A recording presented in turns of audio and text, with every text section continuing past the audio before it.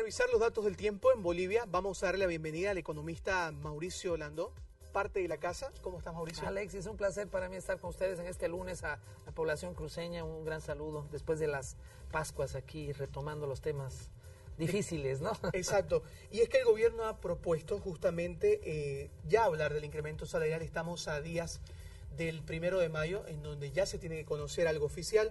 A ver, un 5% para el haber básico y un 6% para el salario mínimo nacional. Eso lo pone el gobierno.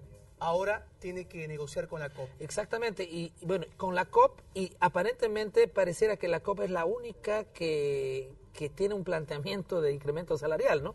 Pero aquí deberíamos analizar técnicamente y separar los dos conceptos y de manera muy rápida, pero es muy importante.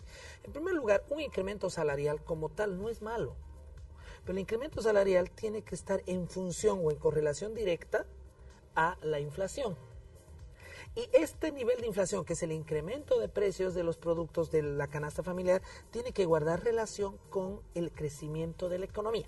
¿Qué quiero decir? Si la economía está creciendo a 4.5%, la inflación no debería ser mayor al 4.5% y dentro de este 4.5% la carga salarial debería estar adecuándose. Pero ¿qué es lo que sucede? Aquí ya a nosotros como ciudadanos nos entra los cuestionantes. ¿Realmente ese crecimiento es el que es real? ¿Esa inflación que tenemos es la real? Porque siempre se publican cifras bastante bajas, las oficiales, pero la gente que va a los mercados, que va al supermercado, que vive el día a día, siempre dice, no, a mí los precios, los precios que yo consumo han tenido un incremento mayor al del 3-4%. Entonces, ¿cómo viene el incremento salarial relacionado con eso? Ese es el primer nivel de análisis. Mauricio, ¿y qué pasa? ¿Quién da los datos oficiales? ¿El INE? Claro, el Instituto Nacional de Estadística y el Banco Central de Bolivia. Pero entonces, ¿no se le puede creer al INE? No, lo que sucede aquí es directamente que ya hay un planteamiento para reformular el cálculo de la inflación en Bolivia. Y se lo viene haciendo desde hace un año y hasta incluso ya hay un decreto reglamentario, pero hasta ahora no han salido los datos con la nueva metodología. Esperemos que con esta nueva metodología estos datos, digamos, estén más actualizados, porque los datos que se utilizan dentro de la fórmula consideran periodos de los años 90, 2000, que ya están muy alejados de la actualidad. Pero ¿por qué toco la inflación con el incremento salarial? ¿Para qué incrementas el nivel salarial? Para afrontar la inflación. Ahora, segundo tema del análisis. Bolivia desde hace 9-10 años ha venido ya dando incrementos salariales paulatinos, tanto al salario mínimo nacional como a los salarios. Anualmente, prácticamente ya ahora, uno espera el 1 de mayo y espera su incremento salarial. Su retroactivo. Exactamente, retroactivo enero. Entonces, hagamos un cálculo del incremento salarial que se ha tenido desde 2007 a la fecha. Generalmente los incrementos salariales son necesarios cuando se dan inflación, pero tampoco pueden ser grabados de golpe, en el sentido que la economía tiene que adecuarse a esa nueva estructura de precios y nueva estructura de salarios. Imagínate, tú vas donde un empleador y le dices, a partir de esta fecha aumentas 15% el salario. O sea, le estás derrumbando toda su estructura operativa de la empresa. Y tampoco tú como sociedad, como economía, no quieres que mengue o no quieres que reduzca su actividad. Es decir, que la propuesta del gobierno es viable tanto para la economía del país como para los siempre mismos y cuando la tasa de inflación sea de ese monto. No supere ese monto. Y ahí es donde generaríamos un debate que daría para otro programa. Ahora, ¿por qué los empresarios también están un poco exacerbados con este tema? Yo pienso que básicamente es cada año me toca, ¿no? O sea, y la verdad, si tú miras los indicadores, no es que cada año todos los rubros crecen, ¿no? Primero. Y segundo, lo que implica un incremento salarial dentro de la carga laboral. ¿A qué me refiero? Tus AFPs, tu desahucio, tu indemnización, todos, ¿no? Tu vacación, toda la estructura laboral dentro de planilla está en función al cálculo base del valor de tu salario. Mauricio, te consulto como economista, ¿no sería mejor una propuesta de un incremento salarial por sector? O tal vez por montos de la gente.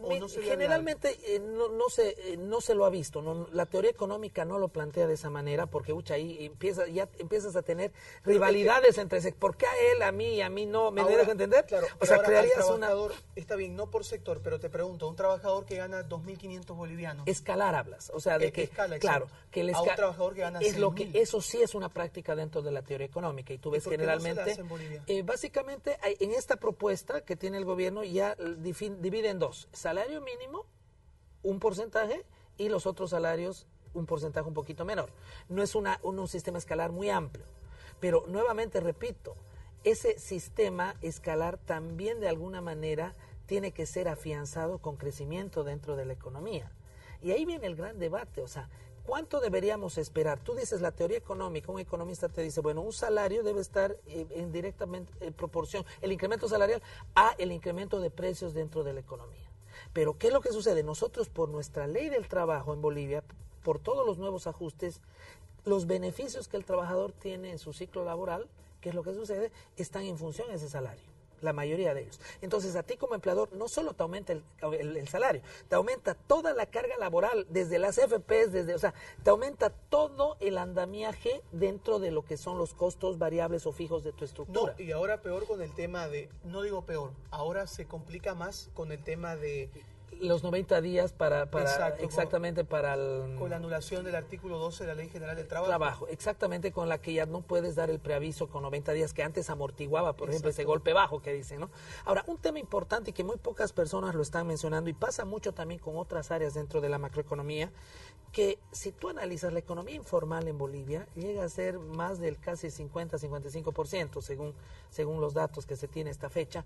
Y entonces, ese segmento de la población no ingresa dentro de todos estos ajustes. Entonces, nuevamente, ejercemos presión sobre el pequeño porcentaje de la población que está formalizado. Nuevamente estamos dando incentivos a que la gente que ya está en la formalidad se vaya a la informalidad, o los que están en la informalidad no tengan un incentivo real para formalizarse.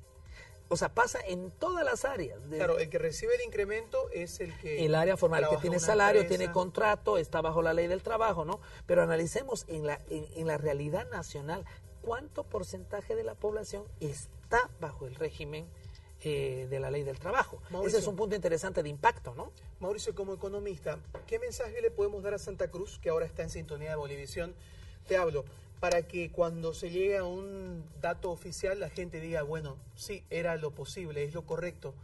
Por ejemplo, el que no se diera el doble aguinaldo el año pasado ayudó a la economía. Claro que sí, muchas empresas hubieran cerrado, más empresas hubieran cerrado. Pero ese momento cuando vos decís, pucha, yo lo necesitaba para comprar regalos, para comprar lo que sea. Ahí yo te cuestiono, ¿necesitabas el doble aguinaldo o necesitas un trabajo sostenible?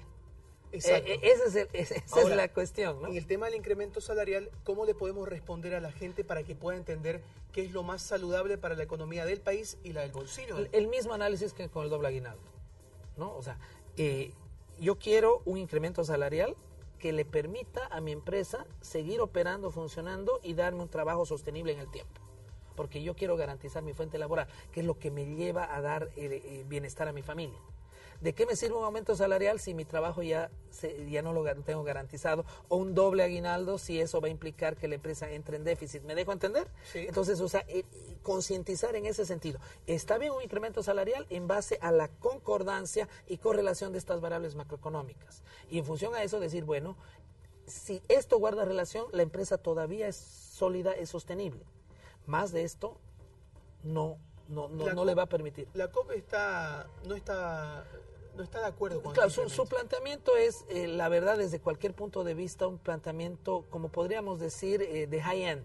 Siempre en una fase de negociación tú tienes un planteamiento bastante alto, esperando que en el proceso de negociación se reduzca. Como cuando uno vende un auto, ¿no? Exactamente. Y el gobierno generalmente, o el otro lado de la mesa negociadora, siempre plantea el más bajo. Y se supone que tiene que llegar a un nivel intermedio. En esta ocasión, particularmente en este año, se ve que el tope máximo es bastante elevado, la propuesta de la COP frente a la realidad nacional. Hablaban de un 15%. Claro, un 15%. Eso yo no lo he visto.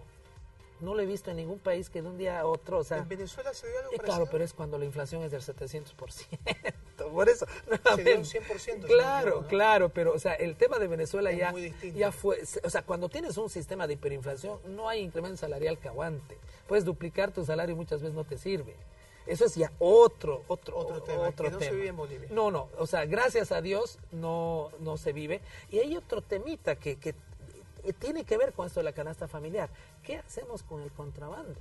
Cada vez los países que nos rodean están más devaluados, sus monedas son más baratas, nosotros seguimos manteniendo un tipo de cambio fijo, entonces cada vez los productos de los países vecinos llegan a ser más competitivos en precio dentro del territorio nacional.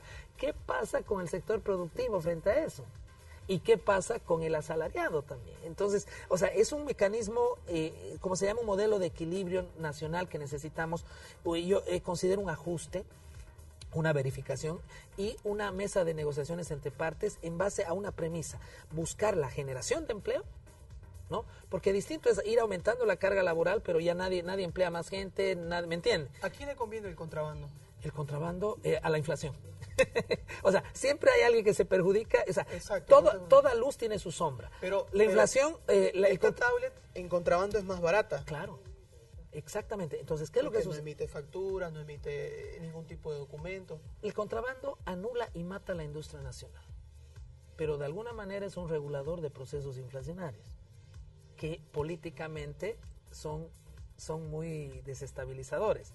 Entonces, ahí viene el punto de análisis, o sea, hasta qué punto el contrabando me ayuda a tener un control de precios, ¿no? Porque el precio es oferta y demanda. Exacto. Entonces, toda luz tiene su sombra, Alexis. Bien. Ahora, nuevamente, y con eso termino, generación de empleo y empleos sostenibles. Perfecto. Eso es lo que todos queremos. Nos quedamos con eso. Es preferible tener un trabajo 2, 3 años, 4 años. Sostenible. Sostenible, esa es la palabra, a tener un incremento por 2 meses, 3 meses. Exactamente. Me quedo con eso, Mauricio. Con ese mensaje cerramos esta entrevista. Nos acompañaba Mauricio Landó, economista justamente, amigo de la casa, que siempre habla de temas importantes. Mauricio. Gracias, Alexis. Un saludo aquí al pueblo cruceño. Gracias. Seguimos con más.